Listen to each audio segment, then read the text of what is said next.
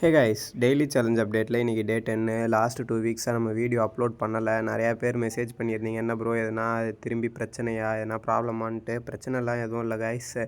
ஆக்சுவலாக நம்ம vehicle diagnostics அந்த பிஸ்னஸ் வந்து ஸ்டார்ட் பண்ணியிருக்கோம். இன்றைக்கி ஒரு வண்டி கம்ப்ளைண்ட் வந்ததுங்க. என்ன ட்ராவல்ஸுன்னெலாம் நான் சொல்லலை. ஆக்சுவலாக இதோட கம்ப்ளைண்ட் பார்த்தோன்னா வண்டி பிக்கப் இல்லை அப்படின்னு சொல்லி கம்ப்ளைண்ட்டு. நெக்ஸ்ட்டு நம்ம லேப்டாப் கனெக்ட் பண்ணி எல்லாத்தையுமே ரன் பண்ணி பார்த்தோம்.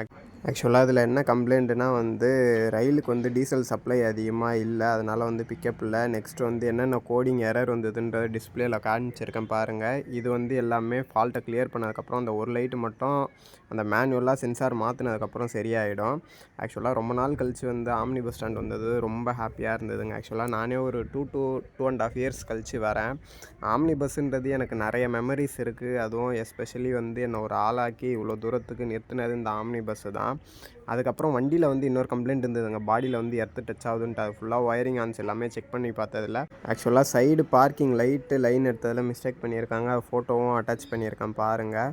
ரொம்ப நாள் கழித்து இந்த மாதிரி அழுக்காகி வேலை செஞ்சது ரொம்ப சாட்டிஸ்ஃபைடாக இருந்தது கைஸ். நெக்ஸ்ட் வீடியோவில் பார்க்கலாம். பாய்.